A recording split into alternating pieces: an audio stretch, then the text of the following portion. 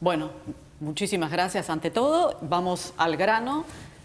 Pasaron 10 años. ¿Le parece que fue ayer la elección? ¿Pasaron rápido, lentamente? ¿Cómo se siente? Pasaron rápido, como toda la vida. Yo pienso cosas mías, hoy estaba hablando de mi secundario ahí. Parece que fue ayer. Es curioso cómo el ayer se acorta y parece que ayer fue ayer nomás, ¿no? Y esto pasaron rápido. El vértigo de la vida de hoy.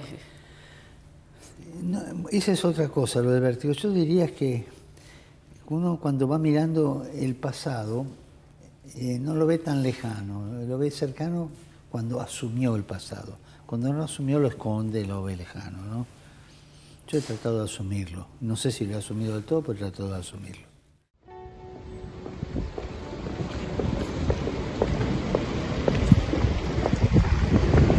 Y acá estamos en Santa Marta, que son con los materiales. Buonasera.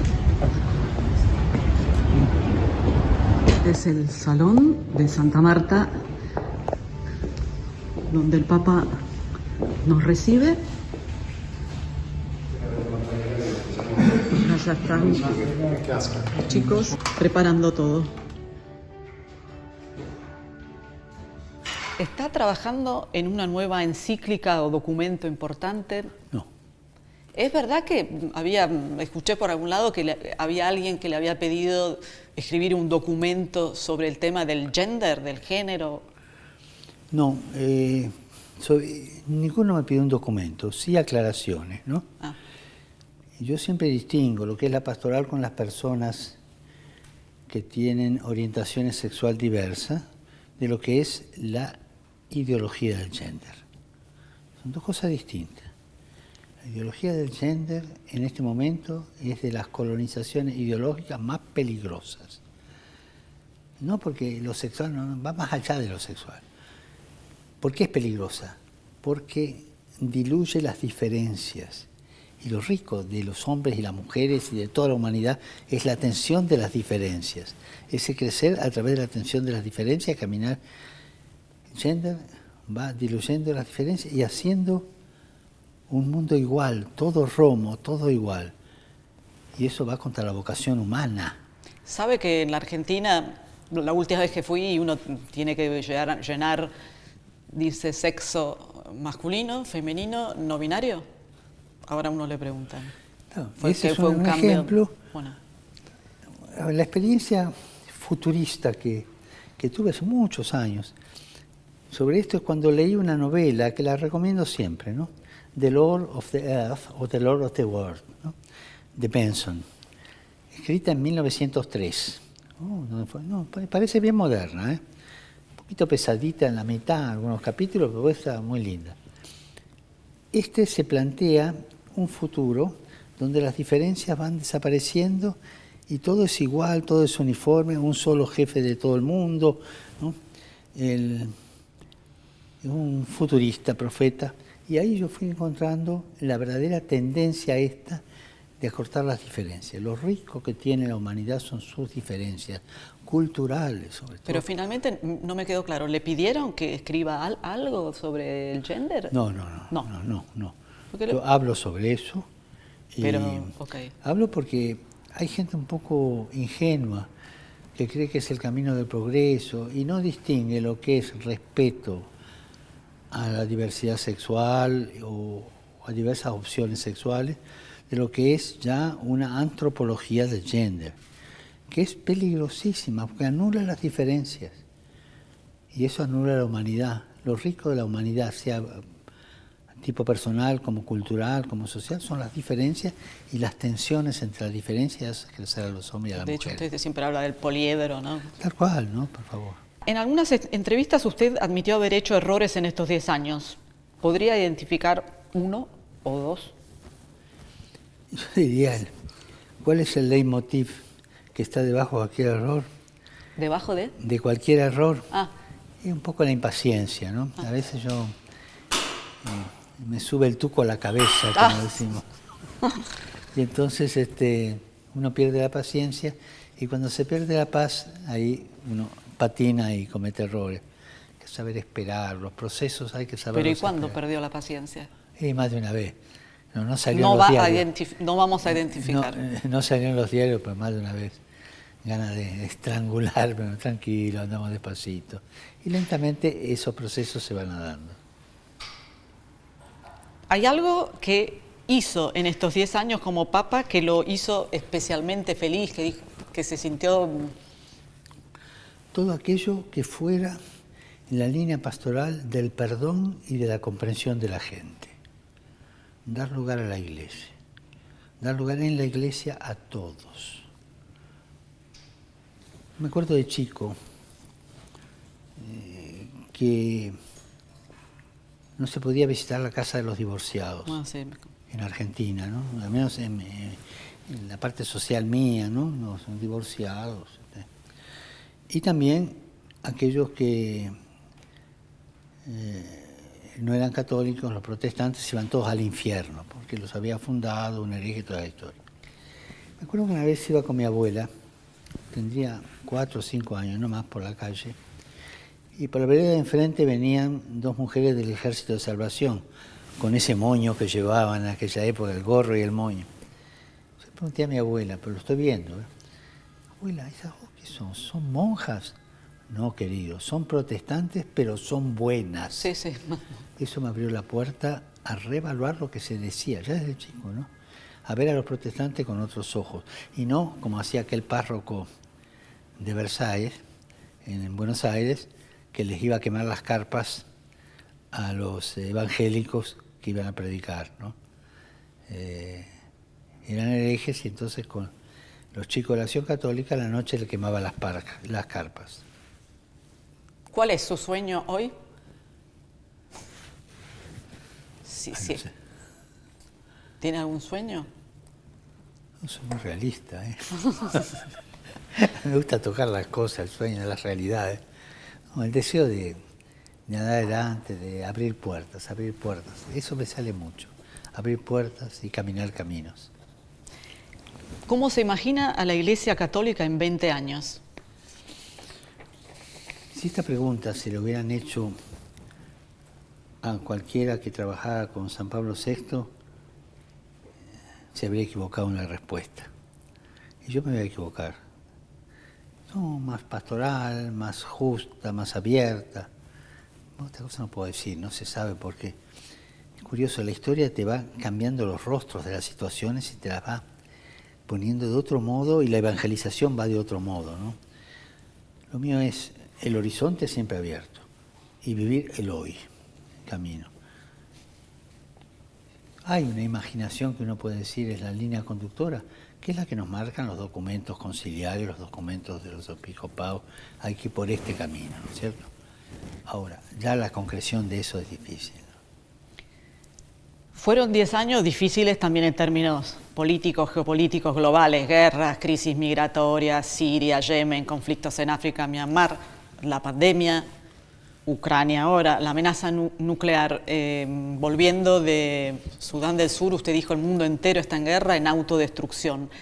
¿Se imaginó hace 10 años cuando lo elegían acá que iba a tener que liderar a la Iglesia Católica con una situación tan desastrosa que usted desde el principio calificó como una tercera guerra mundial en pedazos? No, no me imaginé. El primer choque lo tuve en el 14. ¿Cómo? El primer choque con esta realidad lo tuve en el 14 en Redipuglia. Cuando fui a Redipuglia, vi el cementerio, quise ver el cementerio de los alemanes y ahí lloré. Nadie se dio cuenta, no puede ser. Algunos años después, un 2 de noviembre, que voy siempre a un cementerio a celebrar, fui a celebrar el cementerio de Anzio, cementerio americano. Y ahí están las tumbas de los soldados, estuvo el famoso desembarco en Anzio, ¿no? Iba mirando, esto lo conté varias veces, Sí. Iba mirando la edad de la gente, de los chicos, 20, 21, 19. Ahí lloré también, no puede ser. Pensé en la madre, esa mujer que recibe una carta donde le digo una medalla, le digo, señora, tengo el honor de decirle que usted es madre de un héroe, bla, bla. Sí, ¿y mi hijo dónde está? La destrucción. Cuando hice en la visita a Rumania y a Eslovaquia, en los dos países, pero sobre todo en uno de los dos, tuve que ir en auto de un pueblo a otro y la gente sabía de los pequeños pueblitos que iba a pasar yo y esperaba en la calle. Y había chicos, chicas, hombres jóvenes, mujeres jóvenes, da gusto, mayores, viejas nomás, mujeres. Los hombres mayores no están en la guerra. Toca eso, es muy duro, ¿no? Y cuando vi el homenaje al desembarco en Normandía, que hicieron los jefes de gobierno acá en Europa, y pensé en los 30.000, creo que quedaron en la playa de esos chicos. No, esto no puede ser. No puede ser. Y hoy está sucediendo lo mismo. Un papa del fin del mundo, outsider como usted, ¿fue la elección justa del Espíritu Santo para enfrentar todo esto? Porque es verdad que al final la Argentina, no, usted siendo argentino, siempre logró, siendo de un país outsider del fin del mundo, llevarse bien, o por lo menos a nivel geopolítico, también en el mundo musulmán, etcétera. No sé, es una pregunta un poco. No se puede pensar un poquito, creo que cada papa enfrentó este problema de la guerra como vio que estaba en su época. Juan Pablo II dijo cosas muy claras y muy duras, ¿no? Pero hoy claro que la guerra es mundial ya. Es verdad que hay una serie de cosas mundiales, ¿no? Cuando un imperio se empieza a sentir débil necesita hacer una guerra para fortalecerse, para vender armas, probar armas nuevas. Me decía una persona muy seria, una persona que un estudioso, decía, con un año que no se fabricaran armas, se acaba el arma en el mundo. No hay más hambre. Bueno, como sabe, estuve en Ucrania, como sabe muy bien. Entonces tengo dos cosas. Esto le manda chocolates de Ucrania, Igor, los greco-católicos, mis amigos, que tienen todas las...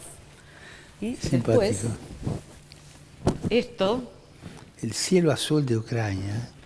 El cielo azul, que es parte de la bandera con el grano, sí. Amarillo. Y este es una artista que se llama Elena de Kharkiv, donde estuve en Kharkiv, bueno, que ayer estuvo sin luz, digamos, no me puedo en fin, que ella es una artista que, bueno, que está con el tema de los gatos, que hace pintar a los gatos a los soldados que ya no están bien, que lleva a los que estaban en los sótanos, a los chiquitos a pintar gatos, etcétera, y que me dijo de agradecerle lo que hace por Ucrania y que rece por Ucrania y por todos los que tienen sus gatos, porque hace especies de gatos para los soldados que se lleven. Así que esto es para usted. Muchas gracias. Y esto antes ¿Cuánta de ternura hay en esto? Sí. ¿Cuánta ternura? Bueno, y ahora la pregunta que quería hacerle sobre Ucrania. Como sabe, acabo de vi con mis propios ojos la devastación, las escuelas, los hospitales, las casas de la gente arrasadas, pueblos que ya no existen. Esta vez, como sabe, estuve en el Donbass, las fosas comunes, ¿no? No solo mis amigos greco-católicos hablan de genocidio. De hecho, los blancos son todos, mujeres, niños, cualquiera puede ser, te puede caer. Y se ve claramente un intento de los rusos de cancelar, de exterminar a un pueblo, porque bombardean escuelas, la cultura, teatros, el pueblo, de exterminar el pueblo ucraniano. Usted habla todos los domingos y todos los miércoles de un pueblo martirizado. Mi pregunta es, ¿se puede hablar también de genocidio? Es una palabra técnica. Es una palabra técnica, genocidio, ciertamente. Por ejemplo, el caso de los armenios, hubo mucha discusión hasta que claro, los turcos se oponían, pero hasta que se fue un genocidio. Técnicamente no sabría definirlo. Evidentemente que cuando se bombardean escuelas, que cuando se bombardean hospitales, que cuando se bombardean refugios y qué sé yo, la impresión es no tanto ocupar un lugar, sino destruir, dar la impresión. La guerra tiene una serie de reglas éticas. Hablar de ética de la guerra a mí no me gusta porque es una contradicción en el término. Pero vamos, una manera de proceder, ¿no? Mi abuelo, que hizo el Piave, me contaba que la guerra con los austríacos terminaba a las 6 de la tarde. Y que ahí ya no había frontera ni trinchera. Y que venían los austríacos para acá, los italianos para allá, se cambiaban los cigarrillos y qué sé yo. Y una cosa interesante de que contaba el abuelo, que ellos tenían órdenes de sus principales cercanos superiores, ¿no?, de los generales, de disparar para arriba. Y a veces en el encuentro ese de la tarde con los enemigos decía, mañana viene un general, estén en las trincheras porque vamos a tener que disparar derecho. Esa es la ética de aquella época, tratar de salvar la persona. Cuando veo esto, que no solo se matan los profesionales de la guerra, sino que hay víctimas inocentes, me preocupa mucho, ¿no? Y ahí, volviendo a su pregunta, no sé si eso es genocidio o no, lo tienen que estudiar, lo tienen que definir bien la gente, pero ciertamente no es una ética de la guerra a la cual estamos acostumbrados. Son crímenes de guerra. Y ahora otra pregunta, en las dos últimas entrevistas que dio en estos días, un mártir usted, la verdad, me hizo un poco de ruido porque dijo habló de Putin como una persona culta. Y la pregunta es, ¿puede una persona culta al mismo tiempo estar detrás de los crímenes de guerra que hemos visto en un año? Como decíamos ayer, 81 misiles, incluso hipersónicos, contra población civil. La artista de los gatos está sin luz, sin luz, sin calefacción, con las temperaturas que hay ahí. Entonces, me hizo ruido lo de persona culta. Es culto. Quizás es un mensaje. Es culto. A mí me visitó 3 veces acá antes, como jefe de Estado, y se puede llevar una conversación de alto nivel con él, culto. Hablamos de literatura, una vez culto. Un hombre que no solo habla el ruso, habla el alemán perfectamente, habla el inglés, es culto. Ahora, la cultura es una cosa que se adquiere, no es una perfección moral, son dos cosas diversas. ¿Está frustrado por no haber podido jamás hablar con Putin por teléfono desde que invadió Ucrania? Creo que usted había contado que lo llamó la última vez para su cumpleaños, el del 85, ¿no? Sí. ¿Nunca más habló? No. No, ya sé que usted fue el segundo día fui a la embajada, sí. Ofrecí ir allá. Me contestó el ministro Lavrov diciendo que agradecía tanto, que bueno, que tenía en cuenta, por el momento no, evidentemente. Ahora en este momento el Vaticano está haciendo otra cosa más diplomática, a ver si se puede lograr algo.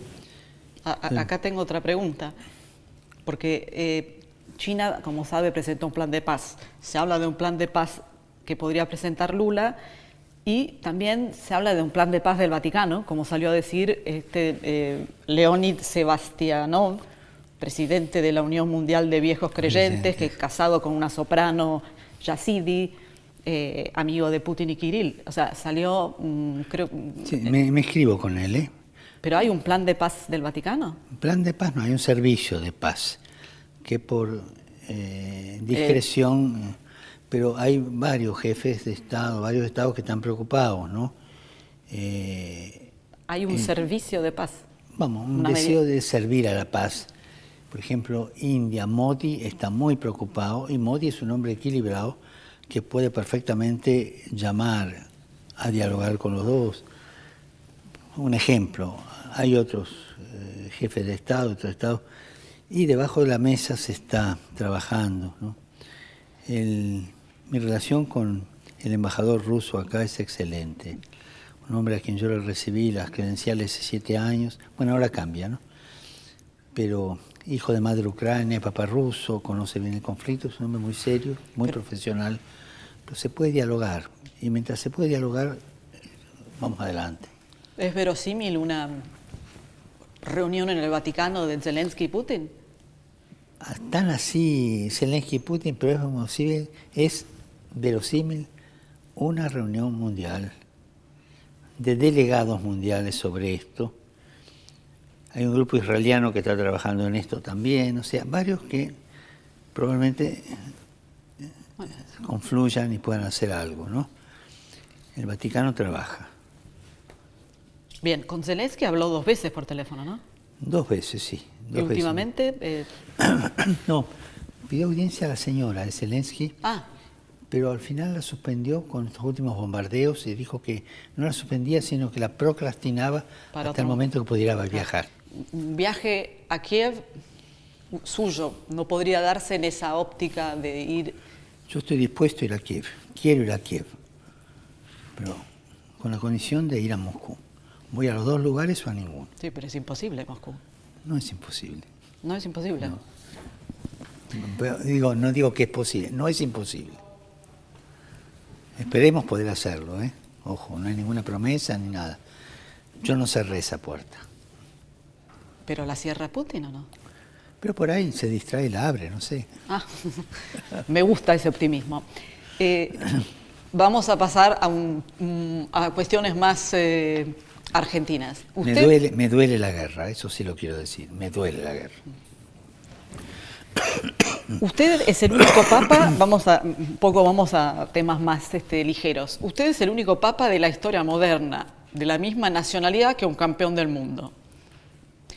Ese famoso 18 histórico, domingo 18 de diciembre, un día después de su cumpleaños, ¿quién le avisó que Argentina había ganado? ¿Qué sintió? ¿Cómo celebró? ¿Los guardias suizos lo avisaron? ¿Fueron a celebrar con usted? ¿Recibió llamados? ¿Cómo? Ese día estaba reunido acá. Acá. Acá, con 5 pilotos de Alitalia, con sus esposas, ¿no? Algunos los había conocido en los viajes y, bueno, quisieron venir a saludarme en patota, ¿no? Justo cuando estaba el partido. Entonces empezamos la charla, tipo 4, no sé, 3:30. Charlando.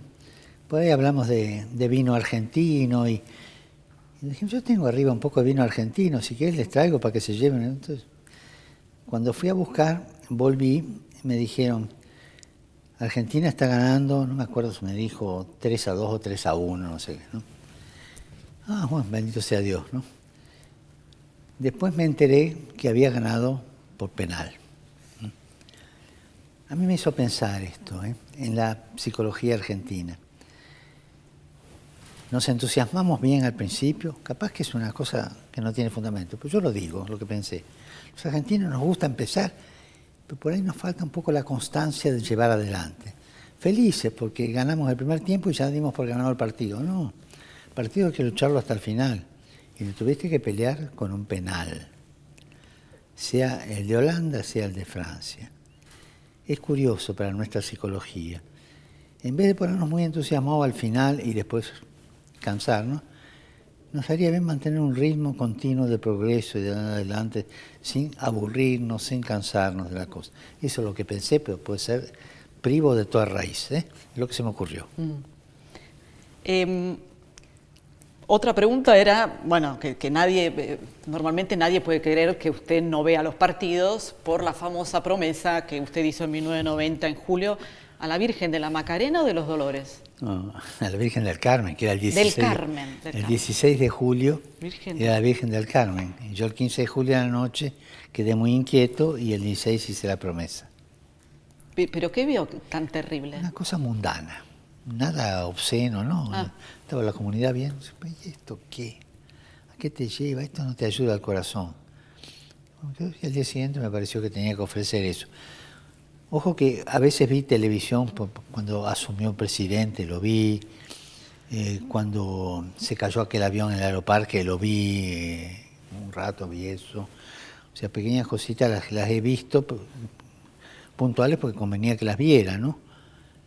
Pero no veo televisión para nada, ¿no? Lo único que me he permitido, sí, es rever algunas películas de mi preferencia, que me las pasan por la computadora, ¿no? Eso sí me lo permití, pero hace mucho que no veo, me gusta el cine. ¿Vio, la película esta que va a competir ahora en el Oscar, Argentina 1985? ¿La vimos el otro día? Porque la estaban dando acá con... No la vi, no, esa no la vi. Muy buena. No, yo vuelvo siempre a las preferencias, ¿no? Repetir, ¿no es cierto? El dopoguerra italiano, por ejemplo, o el Festín de Babette, que marcan, o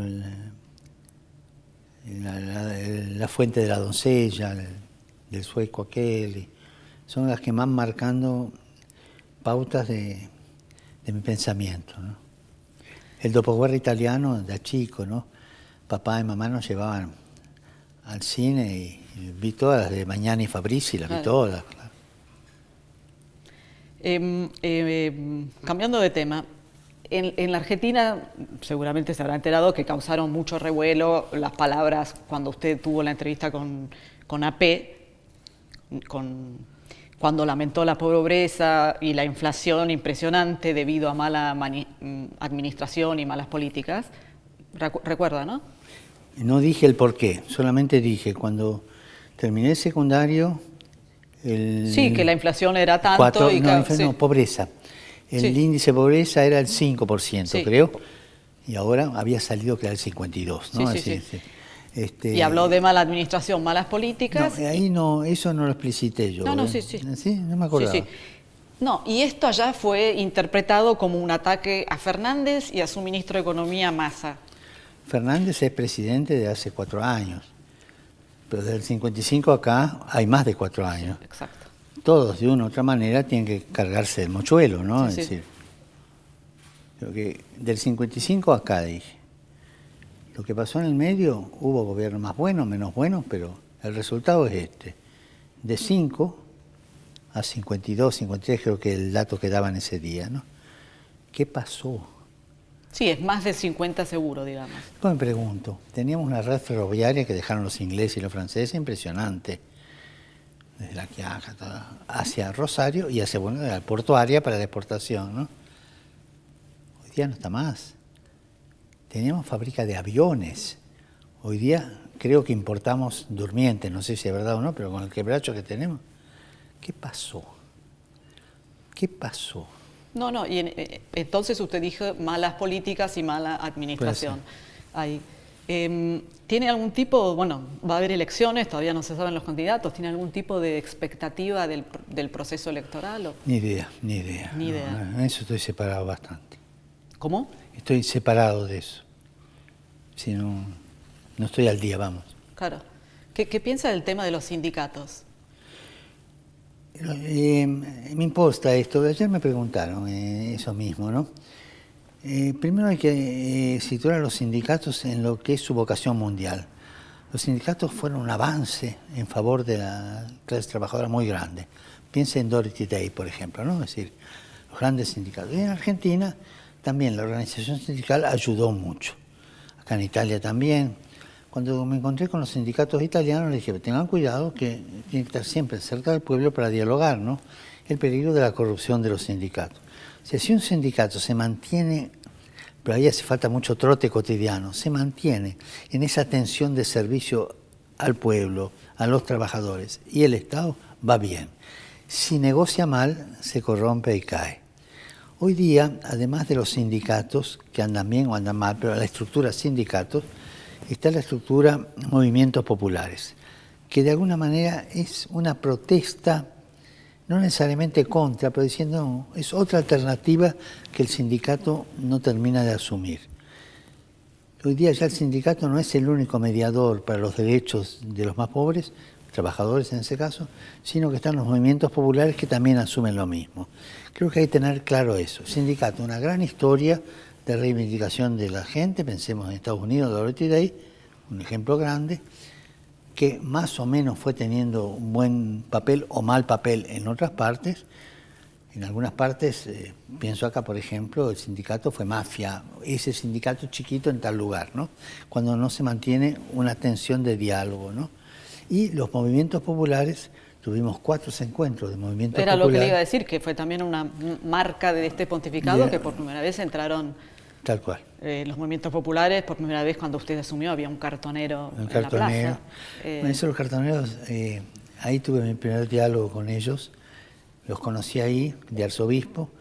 Una noche, sin clergyman, me fui a acompañarlos, a recorrer, y vi cómo un chico de 11 años tiraba un carro como si fuera un caballo.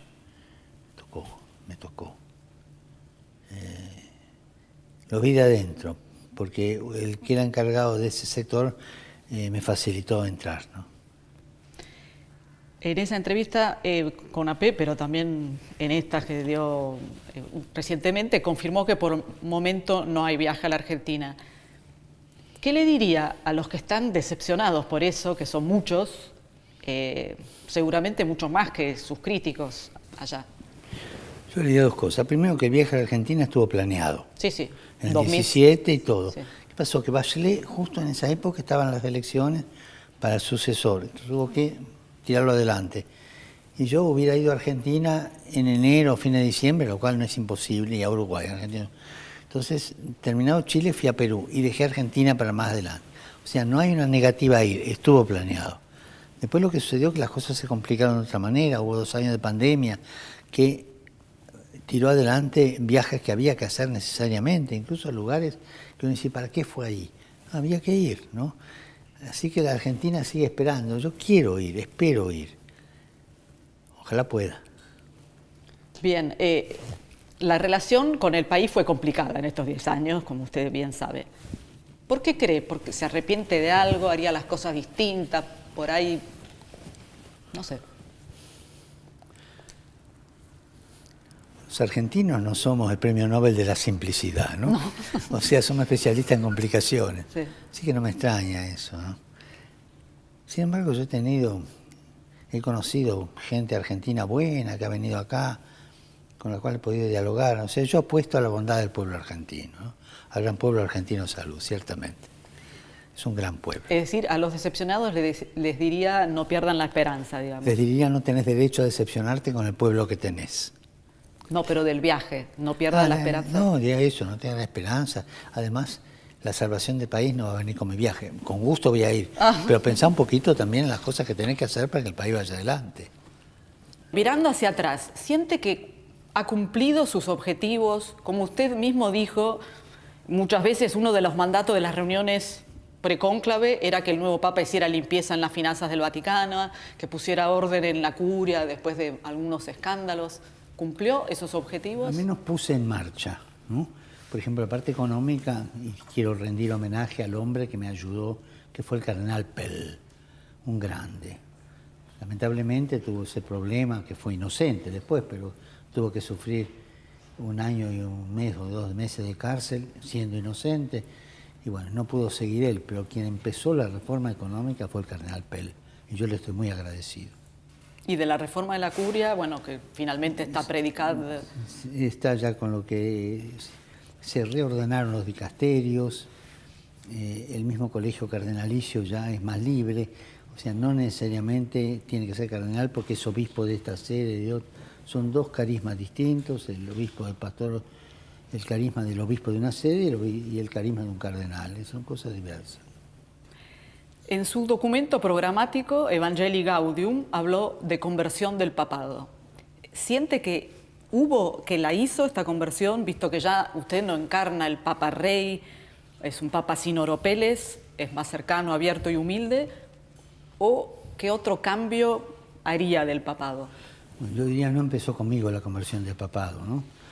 Si quisiera uno marcar sectores, en esta última etapa, unida al posconcilio, empezó con Pablo VI, ¿no? Que fue el primero que empezó a hacer cosas. Primero que viajó, por ejemplo. Es una conversión del ministerio de Pedro, ¿no? Un hombre que recibió toda la herencia de los anteriores y recibió el fin del concilio y lo puso en marcha, ¿no? Un grande, un santo, un grande.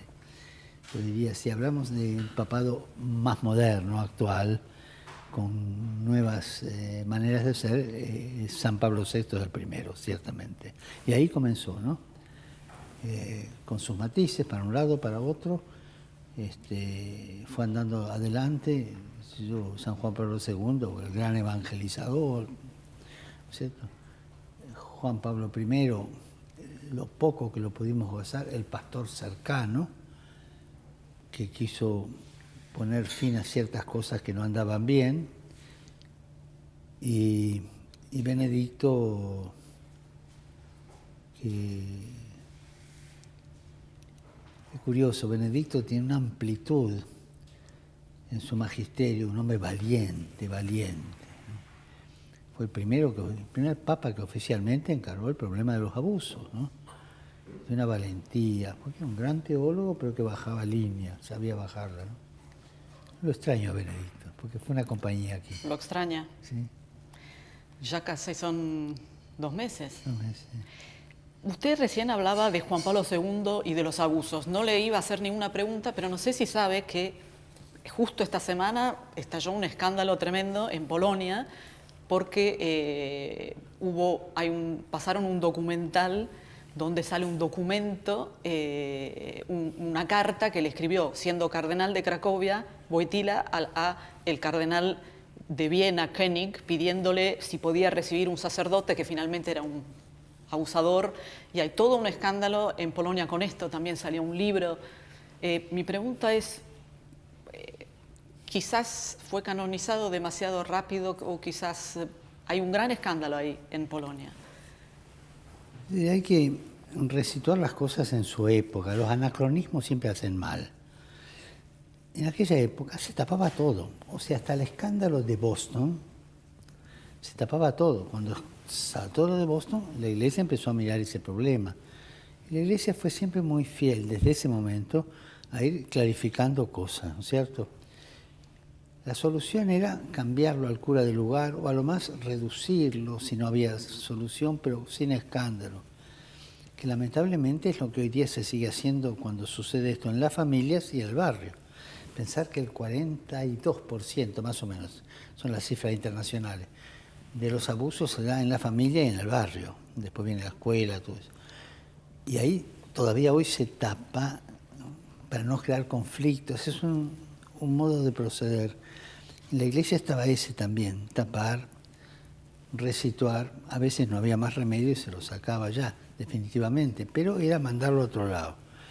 O sea que una época hay que leerla con la hermenéutica de la época. De hecho, hay quien dice que en esta carta que le escribió Juan Pablo II a Koenig, él dice que este sacerdote iba a estudiar psicología y hay quien dice que por ahí era una forma en código de decir, porque salió de los archivos. Claro, así sí, que no es sé. verdad, claro. No conozco el caso, pero era lo habitual. Sí. Taparlo o directamente cuando ya se veía que no tenía remedio, se lo mandaba afuera. Cubrir, ¿no? Cubrir, arreglar, cambiar de lugar, como hoy día se sigue haciendo en las familias, lamentablemente. Cuando es el abuelo, el tío o el vecino, son problemones serios en la familia. Gracias a Dios y fue Benedicto el primero que empezó a destapar el asunto de los legionarios, fue valiente. Hoy día la Iglesia tomó esto. Después del escándalo de Boston, ¿no?, del canal, luego todo aquello, ahí empezó la Iglesia a tomar, ¿no?, esta nueva actitud de tomar al toro por las astas. Absolutamente. Volviendo a cambiar de tema, hace 10 años recuerda que dijo que era una iglesia pobre para los pobres. ¿Cambió algo en este sentido en el Vaticano y en la Iglesia o sigue habiendo demasiados obispos príncipes? Bueno, la actitud principesca es algo interior y por ahí se ve un poquito, pero las cosas interiores no me meto a juzgar, pero evidentemente que el aire de reforma, que nació solo, nació del mismo conclave, no nació del Papa solo. El Papa obedece al conclave. Se nota, por ejemplo, en la economía hoy día la cosa seria, que no hay prebendas, o se están quitando las prebendas.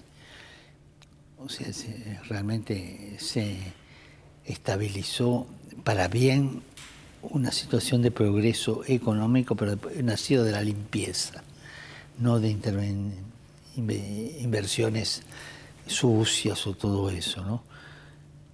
Y en esto me ayuda mucho el secretariado para la economía, ¿no?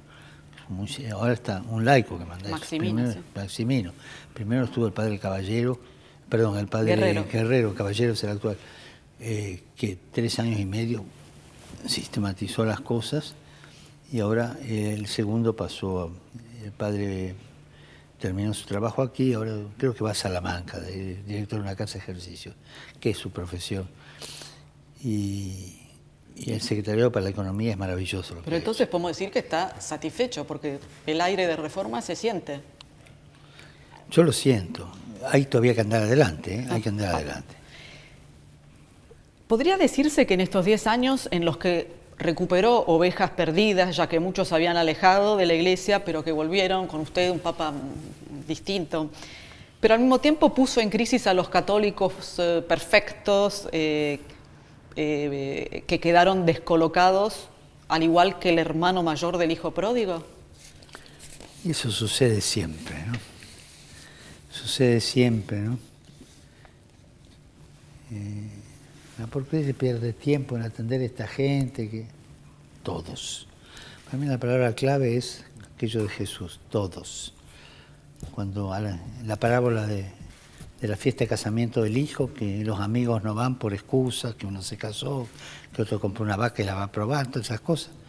Y dice, vayan a los cruces de los caminos y llamen a todos. No dicen aquellos que tienen arregladitos o que no, todos. Y explicita. Ricos y pobres, sanos y enfermos, justos y pecadores, todos, todos, todos. Para mí esta es la clave de la apertura pastoral, digamos así. Todos adentro de casa. Es un lío, pero todos adentro de casa.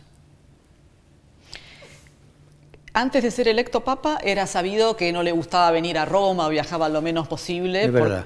Porque, bueno, consideraba un lugar complejo, con intrigas internas. 10 años después, por lo que vimos después de la muerte de Benedicto, bueno, el libro, ¿parecen seguir existiendo las intrigas o algo cambió? Siempre quedan algunos, pero no es el ambiente. No lo cambié yo, fue la misma historia la que cambié. En las reuniones preparatorias al conclave de los cardenales, está todo lo que se hizo después. Fueron los mismos cardenales que dijeron por aquí, por aquí, por aquí. Y eso es lo lindo, que es el mismo colegio cardenalicio el que marcó el rumbo. No hice más que poner en marcha eso. Interesante. O sea que hay un mejor clima, digamos. Ya había antes, ¿eh? Ya había antes. Sí, porque la historia es así. Cuando llegan los momentos que se exige una sucesión o se exige un cambio constitucional en un país, en una institución, lo que sea, ahí se aunan las fuerzas más sanas para marcar el rumbo. Y las reuniones preconclave son las fuerzas más sanas de la Iglesia en la parte de mirar el futuro. Los cardenales ahí marcaron un itinerario que no es fácil de cumplir. No hago más que seguirlo. Bien. ¿Siente que tiene mucha resistencia, enemigos? ¿Y por qué cree que hay oposición a esa visión de iglesia que usted acaba de mencionar, abierta a todos, pecadores, inclusiva, una iglesia que usted definió al principio con esa imagen tan buena, ¿no? Como un hospital de campaña para curar a los heridos de hoy? Oposición siempre va a ser, ¿no? Siempre va a haber, en todos lados, siempre, cualquier progreso, cualquier cambio, siempre hay. Jesús tuvo bastante oposición, no comparo, pero siempre va a haber oposición, ¿no es cierto? Jesús no quiso dialogar con los 4 partidos de su tiempo. Dialogó, pero no siguió el proyecto de ninguno. Hizo el suyo. No fue ni fariseo, ni saduceo, ni esenio, ni celote. No, fue él, porque él traía este mensaje. Y acá uno no tiene que afiliarse a ningún partido político, eclesiástico dentro. La libertad del Espíritu Santo, escuchando las consultas a la gente, consultando, caminando y buscando la voluntad de Dios. Usted siempre habla de procesos, ¿no? De hecho, puestos en marcha, que los ha puesto muchos. ¿Cree que hay alguna asignatura pendiente o algo que le hubiera gustado ver terminado? No se me ocurrió pensarlo así. A mí me gustan los procesos y no las evaluaciones. Es una cosa curiosa, no me gusta evaluar. No lo sé hacer tampoco. Los procesos sí, porque me gusta andar adelante, ¿no? Pero nunca, ¿qué queda para atrás? Y deben quedar muchas cosas, ¿no es cierto? Un caso típico, por ejemplo, el problema de los seminarios. Yo creo que hace falta una revisión de los seminarios y de hecho están haciendo visitas en varios lugares por buscar la manera cómo reglamentar la formación de los futuros sacerdotes. Pero está haciendo una cosa que está en marcha, pues hay otras que habrá. ¿Sí? El sínodo sobre sinodalidad en curso es la gran apuesta, ¿no?, de este momento. Bueno, hablando en términos futbolísticos, el que pateó la pelota por primera vez fue Pablo VI. Ah. Pablo VI, al terminar el concilio, se dio cuenta que la Iglesia en Occidente había perdido la dimensión sinodal. La Iglesia de Oriente la mantiene, tiene el sínodo, todo eso. Nosotros no existía eso. Entonces creó el Secretariado para el Sínodo de los Obispos, lo creó él. Y que cada 4 años se fue reuniendo, me tocó participar en 2 o en 3, no me acuerdo, de todo el mundo, y ahí iba madurando un proceso de decisiones que no era el que había antes, mucho más complementario.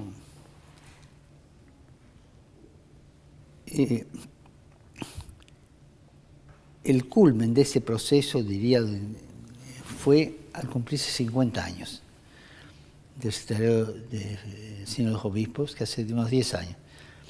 Ahí se hizo una reflexión seria y se hizo un documento, que lo firmé yo, lo hicieron los teólogos conmigo, pero fue una cosa de comunidad. Y eso marcó, hasta aquí llegamos. Ahora falta algo más. Y no explicitamos lo que faltaba, pero solito se fue marcando, que fue explicitar la sinodalidad. Por ejemplo, ya era una cosa aceptada por todos que las mujeres no podían votar. Entonces ya en el sínodo sobre la Amazonia se preguntó, ¿por qué no pueden votar las mujeres? ¿Son cristianos de segunda? O sea que se iban planteando problemas cada vez más serios para perfeccionar esto. ¿Y ahora va a votar solo una o todas? Todo el que sea participante del sínodo va a votar. El que sea invitado observador no va a votar. Son dos. El que participe de un sínodo tiene derecho al voto. Todos. Sea varón, sea mujer. Todos. Todos. Esa palabra todos para mí es clave. Todos. Todos. No me contestó la pregunta si es la gran apuesta de este momento. No sé si... es un paso que tenemos que dar. Okay. Eso clarito. Bien. El hecho de que ahora... Usted, siendo arzobispo, primado, cardenal, casi no daba entrevistas. Ahora, por el 10º aniversario, ha dado muchísimas. Ha dado muchísimo también a medios argentinos. Yo soy la última de una tanda, creo. Este hecho de dar entrevistas, ¿qué cambió? No sé, me parece que es un poco vedetear, ¿no? Ah. Yo lo vivo así, Sí. yo lo vivo así, ¿no? Ahora... sentí que no tengo derecho a no hablar después de estos 10 años. Para mí son 10 años que podrían haber sido 12 u 8, pero es un símbolo. A la gente le significa algo, entonces yo tengo mi servicio a la gente, puedo decir, dejate tonteras y da la entrevista. Eso es, más o menos, resumido así. Muchas gracias, porque la verdad... Yo les agradezco a ustedes lo que hacen. No es fácil ser periodista, no es fácil dar las noticias, manteniendo esa tensión entre la realidad, la objetividad y la curiosidad, ¿no? Que siempre tiene que haber un anzuelo para tirar la atención, ¿no? Y recuerdo las grandes virtudes del periodista, las 4, evitar 4 pecados. La desinformación, el periodista informa todo. La calumnia, el periodista no calumnia.